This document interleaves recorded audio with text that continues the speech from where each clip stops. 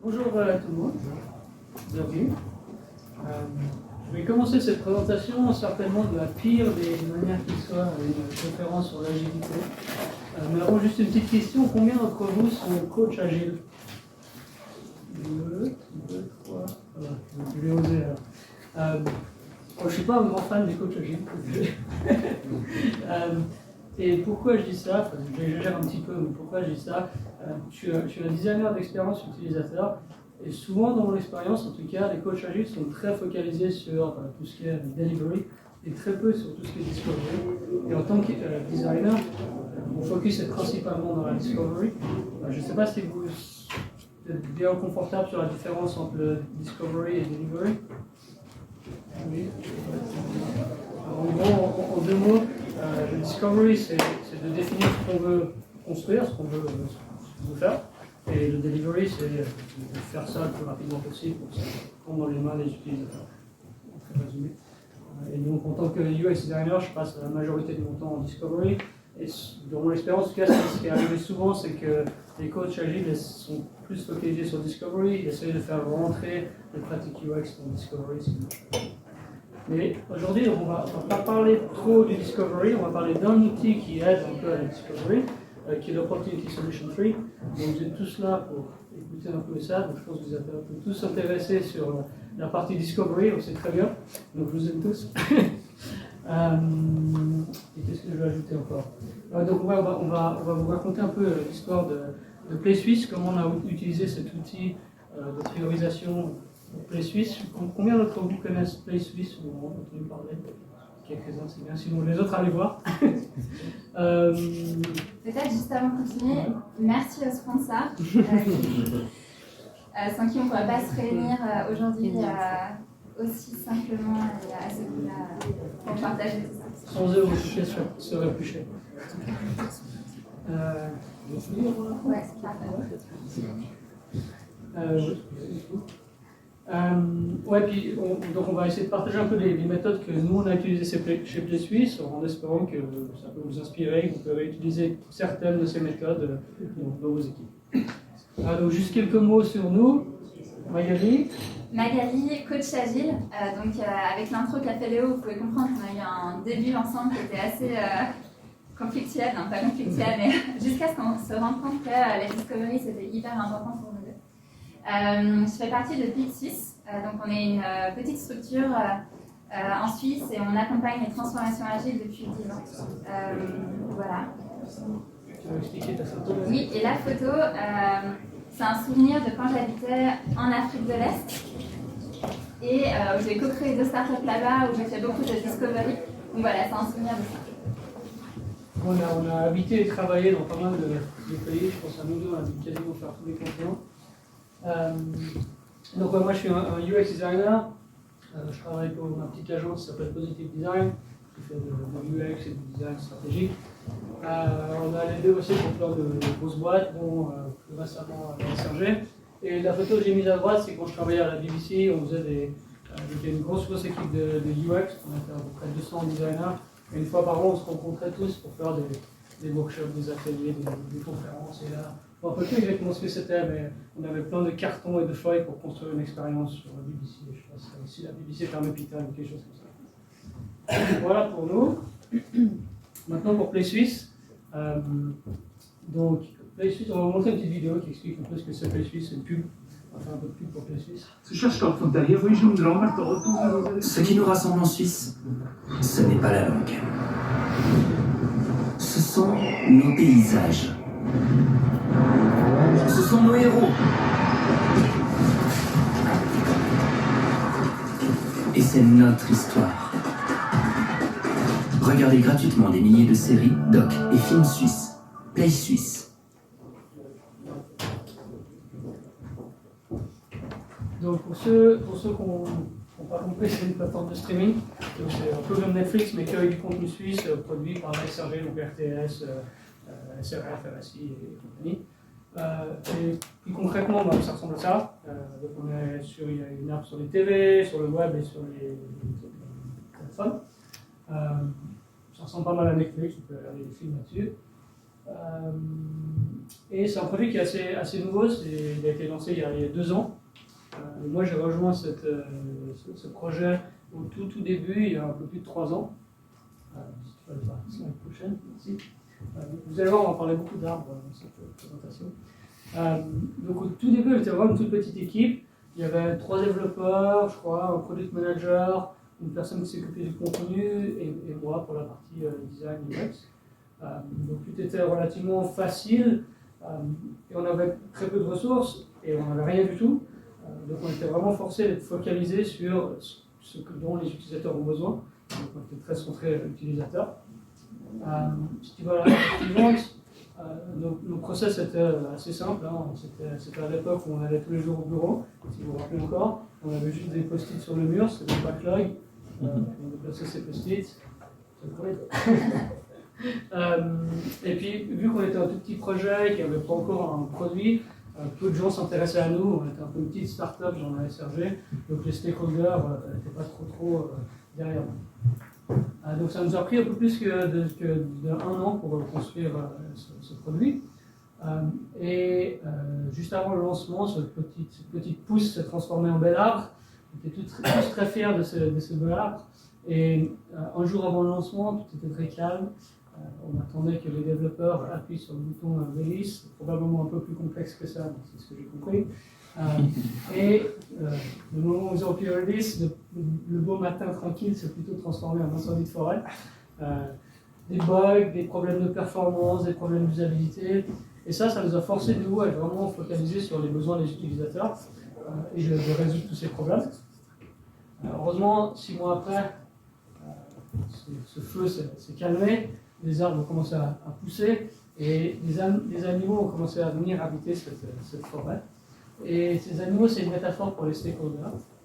Et tous ces stakeholders avaient plein de demandes, de souhaits, d'idées géniales, des notifications, un bouton partagé, améliorer la page SEO, plein de trucs.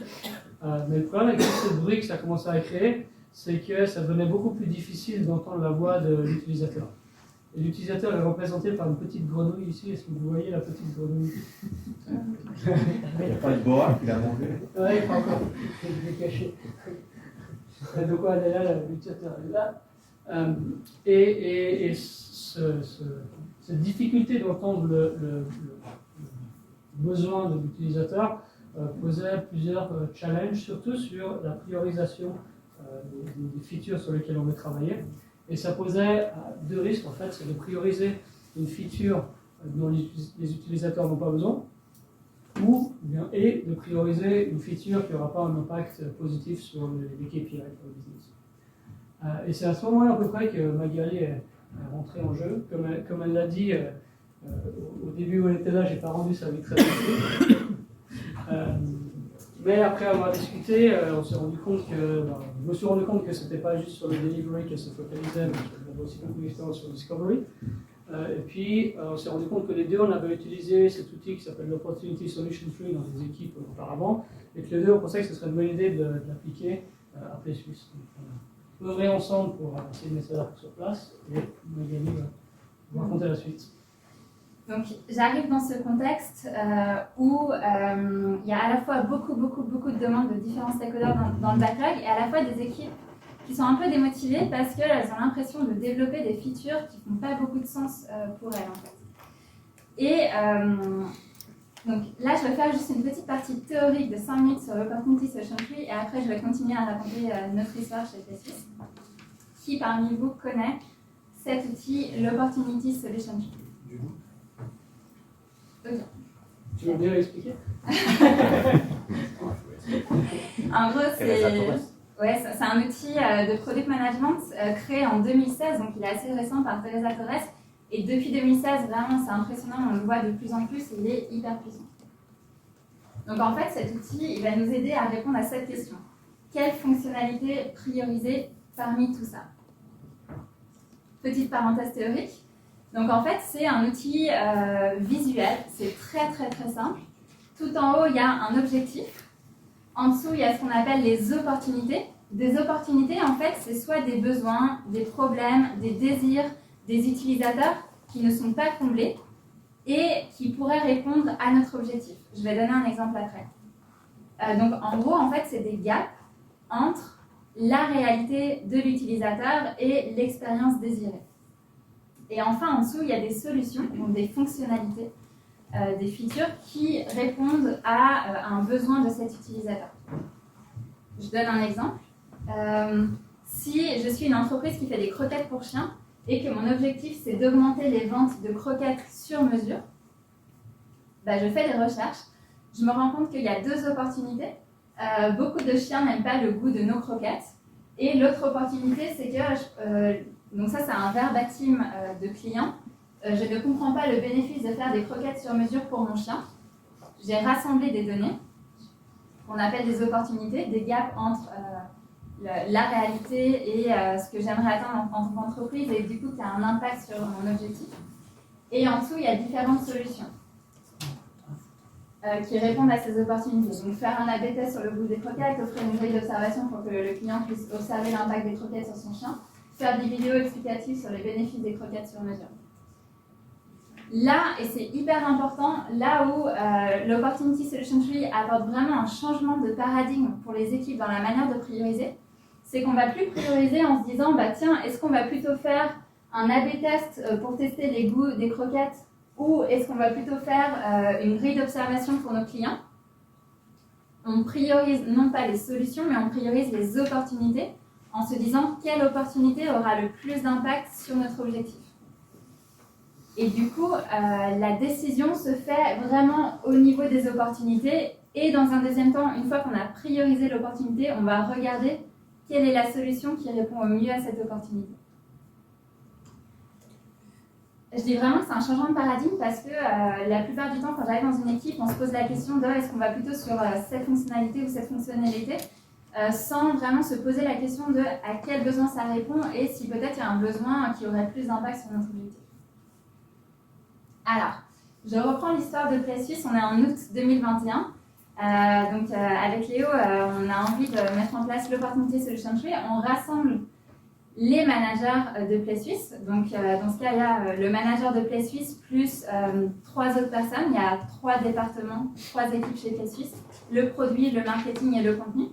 Et puis, jusque-là, il n'y avait pas forcément d'alignement entre eux sur un objectif à poursuivre. Puis, au vu des données, on leur demande quel est l'objectif commun que vous voulez poursuivre.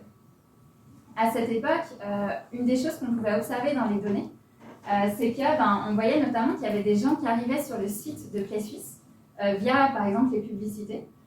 Mais une fois qu'ils étaient là, ils ne créaient pas de compte. Et on ne savait pas pourquoi. Nos chiffres d'acquisition n'étaient pas très bons.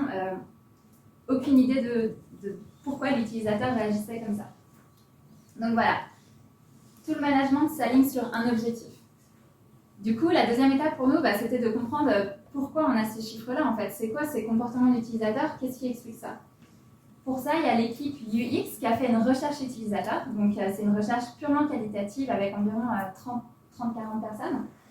Le scope de cette recherche utilisateur, c'est l'objectif qu'on a envie d'atteindre. Donc là, le scope, c'était vraiment, on a posé des questions du type, pourquoi... voilà, tu arrives sur le site Play Suisse, qu'est-ce qui te passe par la tête? Dis-nous tout ce qui te passe par la tête. On voulait vraiment comprendre pourquoi ils ne s'inscrivent pas. Le scope, c'était pas des choses sur la rétention comme voilà, dans le dernier mois, qu'est-ce qui t'a poussé à venir regarder du contenu sur Play Suisse? Notre scope, c'est uniquement l'acquisition parce qu'on avait choisi cet objectif.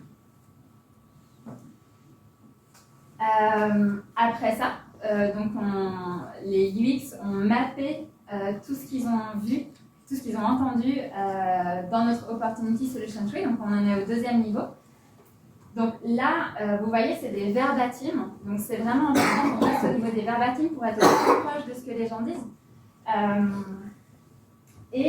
S'il y a une seule personne qui l'a dit, évidemment, on ne va pas le rapporter là. Ce n'est pas forcément significatif. On va le faire s'il y a vraiment quelques personnes qui l'ont dit, on peut voir un pattern. Donc là, par exemple, des choses qu'on a observées, c'est des gens qui disaient j'ai déjà plusieurs comptes sur des plateformes de streaming, je n'ai pas besoin d'un compte en plus.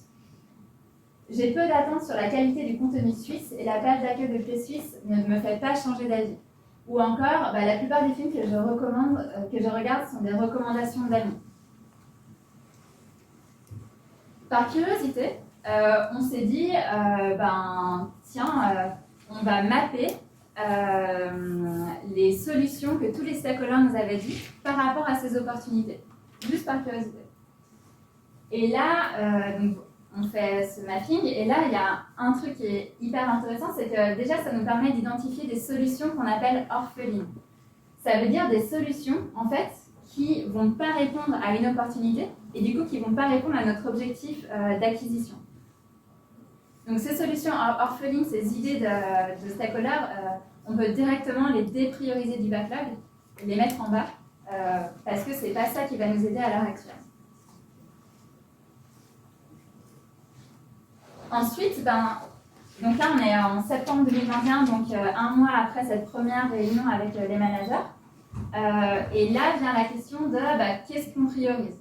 Et si vous vous souvenez bien, tout à l'heure je vous ai dit, on ne vote pas sur les solutions, mais on vote sur les opportunités. Et là, ce qu'on a fait chez PlaySuisse, c'est un processus d'intelligence collective. Donc en fait, on a rassemblé par exemple toute l'équipe produit, plus dans cette équipe produit, on a aussi invité le manager de PlaySuisse, un représentant de marketing, un représentant de contenu. L'équipe UX a présenté l'objectif qui est l'acquisition, pourquoi en ce moment on va aller sur l'acquisition, les opportunités, ce qu'on a identifié, et on a demandé aux équipes de voter sur l'opportunité qui, selon eux, aurait le plus d'impact sur l'acquisition. Ce vote, il est subjectif, mais il est basé sur des données qualitatives reportées par les UX par rapport à l'intensité du verbatim. Il y a des pain points qui sont plus grands que d'autres. Là, à l'époque, on avait encore très peu de données qualitatives, mais à l'idéal, et c'est ce qu'on fait désormais, c'est qu'il y a aussi des données quantitatives qui nous permettent d'aider les personnes à voter. Donc, là, en fait, on est en train de définir notre stratégie produit, et chez PlaySuisse, c'est fait de manière via l'intelligence collective. Via le collectif, tout le monde est impliqué là-dedans. Donc là, déjà, on répond à un pain point des développeurs quand je suis arrivée qui étaient démotivés parce qu'ils devaient travailler sur des trucs qui avaient, selon eux, pas d'impact. Là, on leur donne notamment ce pouvoir de décider. Alors, on fait ce vote et par exemple, là, pour la suite du talk, je prends l'exemple de l'équipe produit, mais on a fait exactement pareil avec l'équipe marketing et l'équipe contenu. Donc eux, voilà, ils ont voté là-dessus. Donc, on a créé des workshops d'idéation. Donc là, on est... donc ça, c'est notre Opportunity Solution Tree chez PlaySuisse. On le voit ici avec les petits votes, les petites étoiles. Donc voilà, pour la suite de l'histoire, je me focus juste sur ce deuxième vote, qui était la plupart des films que je regarde sont des recommandations d'amis. Là, en fait, on voit qu'il y a une suggestion de stakeholder qui est là, qui est on va faire des playlists à partager. On pourrait partir directement là-dedans, mais en fait, ça se trouve, il y a des idées qui sont vachement mieux que celles-là. Donc, dans ce processus, on va aussi de nouveau utiliser l'intelligence collective et on va créer des workshops d'idéation. De nouveau, il y a toute l'équipe qui est là, tous les devs, tous les UX, et on invite à chaque fois un représentant marketing, un représentant contenu, le manager de PlaySuisse pour apporter d'autres idées. Et on va leur dire, how might we? Comment est-ce qu'on pourrait faire en sorte encourager les recommandations de films par les utilisateurs. Alors là, par exemple, c'est une des équipes qui était à Berne. Donc on est en octobre 2021, début octobre, donc voilà, un mois et demi après avoir commencé cette réunion avec toute l'équipe de managers. Et il y a du champagne. Oui, il faut pas regarder. Et c'est 10h du matin. D'accord. Et voilà, ça aide en fait. Ouais, Et nos workshops d'idéation, en fait, ils ont toujours un peu la même structure. Au début, on fait des exercices de créativité pour que tout le monde se sente à l'aise. C'est pas toujours facile pour tout le monde d'être dans un processus de créativité. Ensuite, on va regarder un peu ce que la compétition fait. Et ensuite, on va rentrer dans ce diamant, en fait, qui est faire une première brainstorming individuelle, puis on partage en groupe. À partir de ces idées, on fait un deuxième processus de brainstorming individuel et de nouveau un partage de groupe où, à l'issue du deuxième partage de groupe, les gens vont voter. Donc ça, c'est vraiment quelque chose qui est conseillé pour l'Opportunity Session Tree, de faire 2 brainstorming. Et voilà. Donc ça ressemble à ça, à la fin. Donc là, par exemple, par rapport à cette opportunité, il y a plein d'idées qui sont arrivées, puis à la fin, ils ont décidé de celle-là. Voilà, c'est un échantillon de ce qu'ils avaient décidé. De nouveau, on va leur faire voter sur laquelle vous voulez partir. Et là, pour les faire voter, juste avant, on ne l'a pas mis ici, mais on leur a fait classer ces solutions sur un diagramme effort versus impact. Voilà, pour aider dans la décision. Et voilà, quel est l'impact de cette solution sur notre opportunité qui est d'encourager les gens à faire des recommandations. Donc là, on est voilà, 1 mois et demi après cette première réunion avec les managers. En février 2022, voilà, donc ensuite, juste après ça, la solution décidée, elle va dans le backlog discovery. On a un backlog discovery, un backlog delivery chez Play Suisse. Et c'est les UX qui récupèrent ça dans le backlog discovery. Et donc, notre travail là est de définir un peu plus quelle est cette solution. On parle d'un bouton partagé, mais c'est un moyen de partager du contenu. Donc on a déjà commencé un peu à définir le début du process. Donc on a réduit le diamant sur un bouton ou une fonction pour partager. Et après on a tout un autre processus d'idéation, nouveau, divergent, convergent, pour arriver à une solution finale, une première version. Donc on a plein d'idées super cool et tout, mais pour une première version on a décidé de faire les choses assez simples. Donc quand on est dans la vue de détail, dans notre application mobile, on a un bouton partagé, quand on clique dessus, ça ouvre le panneau de partage par défaut, et puis on peut partager par WhatsApp ou Facebook ou autre. Et donc on a plein d'idées pour la deuxième version, et ce qui se passe souvent dans la plupart des équipes, c'est qu'on présente ça en review, tout le monde est content, et puis on passe à la feature suivante. Mais chez Play Suisse, on essaie d'aller un peu plus loin que ça, et puis on essaie chaque fois vraiment de se demander mais quel est l'impact de cette fonction. Donc pour rappel, le but était vraiment de faire en sorte qu'il y ait plus de gens qui viennent s'inscrire sur Play Suisse. Ça prend un petit peu de temps à pouvoir mesurer, mais il y a quelque chose d'autre qu'on peut mesurer beaucoup plus rapidement, c'est si les gens utilisent cette fonctionnalité. On ne peut pas partager les vrais chiffres malheureusement, mais on va dire qu'il y a 1000 personnes dans un plan X qui a appuyé sur ce bouton partager. Donc ça c'est un peu difficile à savoir est-ce que c'est bien ou pas. Donc on voit que les gens trouvent de la valeur dans cette fonction, donc ils appuient dessus. Mais est-ce que ça a vraiment un impact sur faire en sorte qu'il y ait des nouveaux utilisateurs qui viennent créer un compte chez nous? Donc on a mis un code dans l'URL, ce qui permet de traquer les nouveaux comptes qui sont créés à travers ces URL. Et on voit que sur ces 1000, il y en a 90, donc ça fait 9%. Donc, de nouveau, c'est un peu difficile à savoir si c'est bien ou pas, ça a l'air pas mal, 9%. Donc, ce qu'on a fait, c'est qu'on a mis un peu ce nombre en contexte. Et sur l'acquisition totale, ça représente seulement 0,7%. Donc là, ça paraît tout de suite un peu moins intéressant. Et du coup, on se pose la question, est-ce qu'il faut qu'on continue à travailler sur cette fonction partagée et faire une V2 avec toutes ces idées super cool qu'on a, ou bien est-ce qu'on met nos efforts quelque part d'autre? Donc on va regarder les autres choses sur lesquelles on a travaillé. Et on voit par exemple que la page SEO, elle contribue pour 18% de l'acquisition totale. Donc ça paraît être une bien meilleure stratégie de mettre nos efforts là-dessus et d'améliorer encore cette page. Donc c'est ce qu'on a fait. Donc là il y a un exemple de notre page SEO. Donc quand je cherche un contenu, par exemple Nomad, le quartier des banques, ou quelque chose comme ça, je cherche sur Google. On essaie de faire en sorte que dans les premiers résultats, ce soit une autre page qui tombe. Et puis quand je tombe dessus, j'ai un peu une description du produit et puis je peux aller enregistrer. Et donc de shifter comme ça notre focus sur des endroits où on arrive à valider que ça a un impact, nous a permis d'avoir 10% d'augmentation dans l'acquisition dans les 2 derniers mois. Donc on voit que grâce à l'Opportunity Tree, on arrive vraiment à avoir un impact là où on veut. Et si je peux ajouter quelque chose, on a réussi à atteindre ces chiffres parce que c'était pas seulement une équipe produit qui a travaillé sur l'acquisition, mais vraiment toutes les équipes dans les Suisses étaient alignées vers un objectif commun. Je vais un peu plus proche pour pouvoir lire les conclusions. Donc ouais, utiliser cette Opportunity Solution 3 dans le contexte de PlaySuisse, ça a été vraiment bénéfique. Trois gros impacts qu'on va partager pour conclure.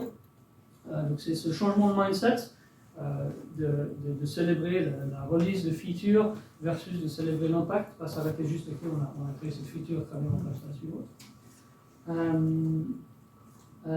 Comme disait Magali, d'aligner non seulement l'équipe produit, mais toutes les équipes PlaySuisse autour d'un objectif, donc faire en sorte qu'on tire tous dans la même direction, ce qui permet vraiment de faire bouger les choses.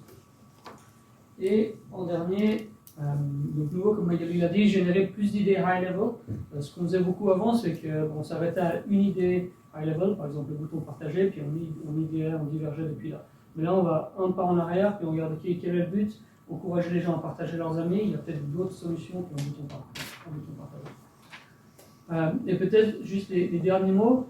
Ça, c'est un petit aperçu d'une partie du discovery process. Donc j'espère que cette présentation va vous encourager, continue à vous encourager à aller explorer le discovery process et à inclure ça dans vos travail, dans vos méthodologies, et à prendre en compte les UX design. Tu veux ajouter quelque chose? Non, c'est pas ça. Voilà, merci beaucoup. Merci.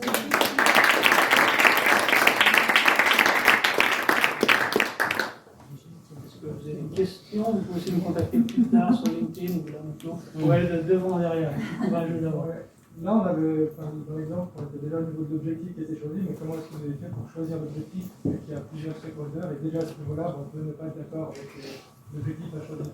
Ouais. En fait, on s'est basé sur les données qu'on avait. Et en fait, au niveau des données, dans ce cas-là, on a eu assez de chance que c'était assez...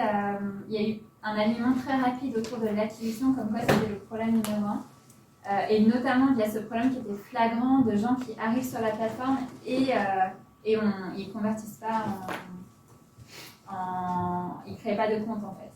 Donc il y a eu différents chiffres qui ont été regardés, l'acquisition, la rétention, et c'était vraiment celui-là. C'est toujours un peu difficile d'argumenter quand tu vois les chiffres qui sont assez clairs. Les chiffres, c'est quoi? C'était au niveau des statistiques? Au niveau des statistiques.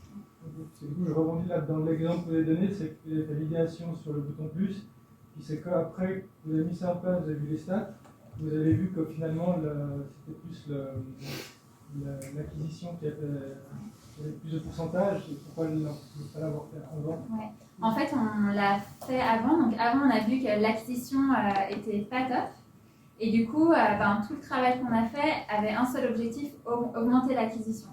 Et ce qu'on a fait tout à la fin, une fois que les features étaient implémentées, donc en fait les chiffres sur l'acquisition, on les a eu 6 mois après l'implémentation de la feature en septembre 2022.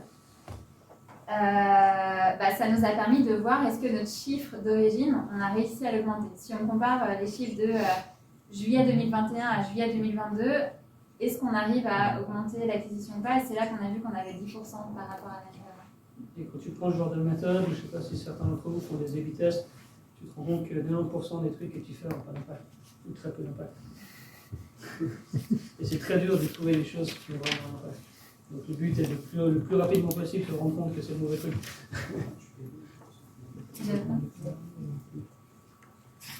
Je pensais à un autre truc qui s'appelle Stack Mapping, si vous connaissez.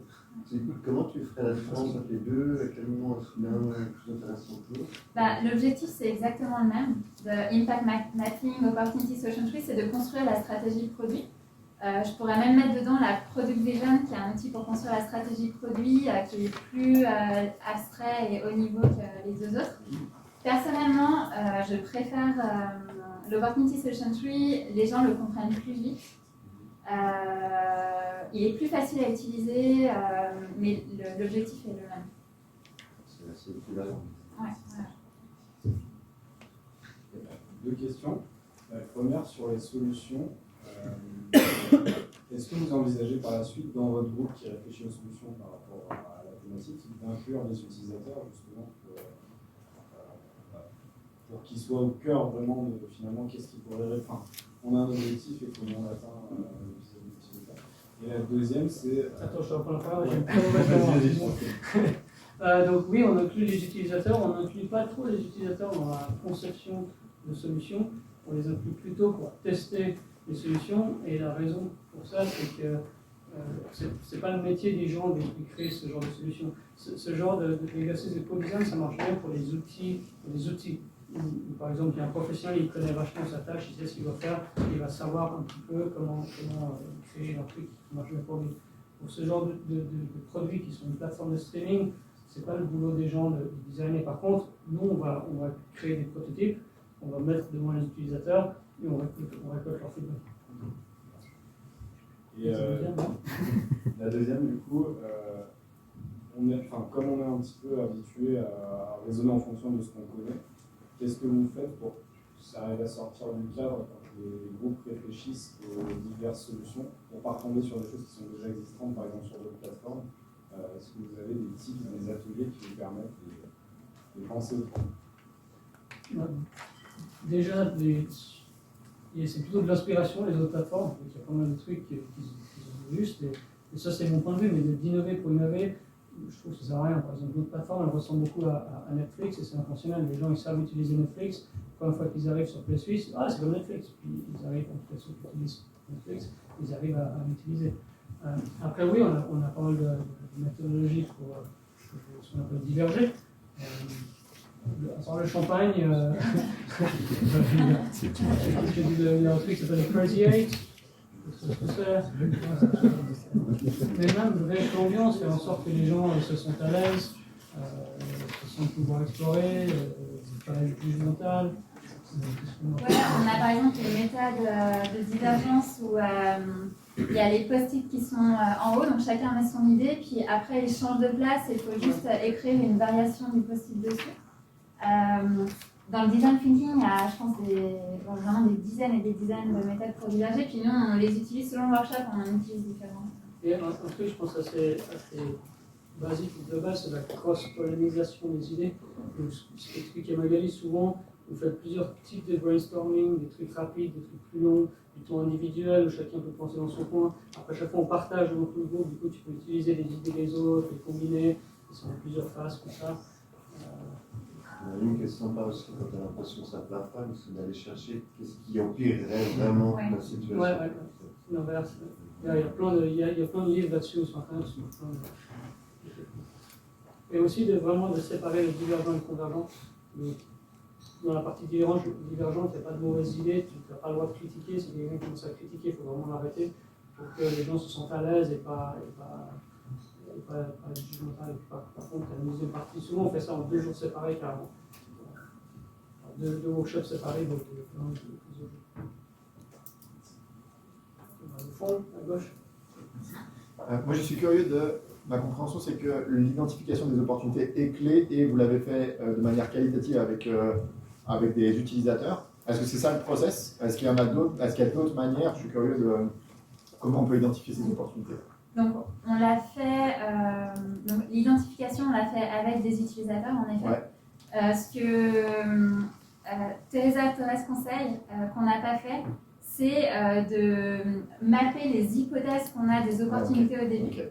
Et ensuite, via une recherche continue chaque semaine avec des utilisateurs, de peu à peu les valider. Et nous, à l'inverse, ce qu'on a fait, c'est qu'on s'est dit, on fait une recherche utilisateur sur l'acquisition, sur le scope acquisition. Et du coup, on n'a pas pris le temps d'abord de mapper nos hypothèses. Enfin, je pense que vous l'avez fait pour pouvoir poser les bonnes questions. Mais il y a ces 2 méthodes-là. Okay. Et je pense qu'elles se mélangent bien ensemble. Je pense que au jeu de trucs, il faut éviter d'être trop dogmatique et dire non, on va prendre seulement des choses qui viennent des utilisateurs. Il y a des fois des stakeholders qui ont raison. Les insights, les insights peuvent venir d'utilisateurs externes, mais aussi d'utilisateurs internes ou de données marché, quantitatives qu'on ne pouvait pas encore avoir à l'époque, mais qu'on a désormais. Ok, hyper clair, merci. Il y a une autre question plus à droite comment vous savez si si finalement vous êtes parti sur la mauvaise opportunité. Parce que savoir qu'on s'est trompé de solution dans le cadre d'une opportunité, ça va. Mais ce que je trouve difficile, c'est à quel moment on se dit que c'était juste pas la bonne opportunité, on change. Comment vous faites ça? L'opportunité, c'est plus difficile, je pense, parce que tu vois le résultat longtemps après. Les solutions, c'est plus facile de pivoter sur les solutions, mais si tu vois que tu as fait 2 solutions et que ça n'a pas l'air de marcher, c'est peut-être le moment de changer. Je sais pas, Magali, ça. Bah, c'est vrai que c'est la difficulté, parce que des gros KPI comme ça, comme tu dis, en fait, on le sait 6 mois, 8 mois plus tard, si ça n'impacte pas la bonne opportunité. Donc en fait, je pense que l'idée, c'est vraiment de ne pas tout miser et mettre tous ses œufs dans le même panier en faisant plein de solutions pour une même opportunité, mais déjà de faire les MVP 1 de solutions sur des opportunités différentes, puis quelques mois plus tard, on a déjà quand même quelques idées de ce qui pourrait un peu marcher ou pas. C'est tout pour minimiser les risques, c'est pas pour supprimer les risques. On ne saura jamais 100% si ça c'est la bonne idée ou pas. C'est des hypothèses aussi. C'est essayer de minimiser. Comment vous avez fait pour convaincre vos stakeholders et votre management d'essayer cet outil Opportunity Solution Tree? J'essaie de me rappeler. On a eu de la chance. Non, mais je crois, un des trucs où on a eu de la chance, c'est que déjà les deux on l'avait utilisé auparavant. Je pense que ça aide déjà à vendre. Moi j'ai utilisé à la BBC chez iPlayer, qui est quand même en gros, ils regardent ça avec beaucoup. Ils sont toujours à se référer à la BBC, dans votre cas, ça a RFS par exemple. Du coup, ça aide aussi. Et après, ce qui a aussi aidé, c'est que PlaySuisse, ce projet, a été vraiment mis sur pied pour aussi faire une transformation interne. J'ai oublié de dire ça dans la présentation d'ailleurs. PlaySuisse est vraiment passé de la TV à Digital First.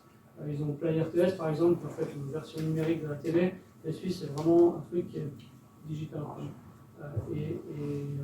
Donc, dès le début, il y avait vraiment user-centered, c'est-à-dire qu'il y avait 3 piliers, c'était user-centered, et puis essayer des choses un peu différentes.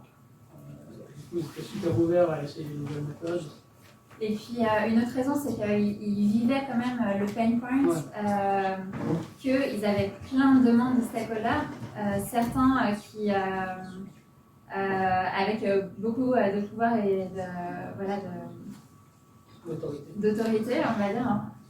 Et en fait, il y avait vraiment besoin pour eux d'une solution face à ce pain point. Et ça, c'est quand même une solution qui permet après aux stakeholders de dire ok, je prends ta solution, mais on va juste regarder où elle se situe dans notre Opportunity Solution Tree. Tu vois, en fait, elle est orpheline, donc elle ne répond pas à une opportunité sur notre objectif actuel. Et nous, à l'heure actuelle, c'est hyper important qu'on ait l'acquisition, parce que nos chiffres sont ça pour l'acquisition et ça pour la rétention. Du coup, le jour où on va avoir comme focus la rétention, on va prendre en considération ton idée. Ça permet de cadrer. Ça permet de dire non plus facilement.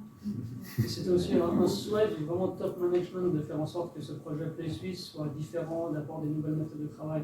Du coup, je pense qu'il était un peu plus ouvert que normal à essayer des nouvelles choses.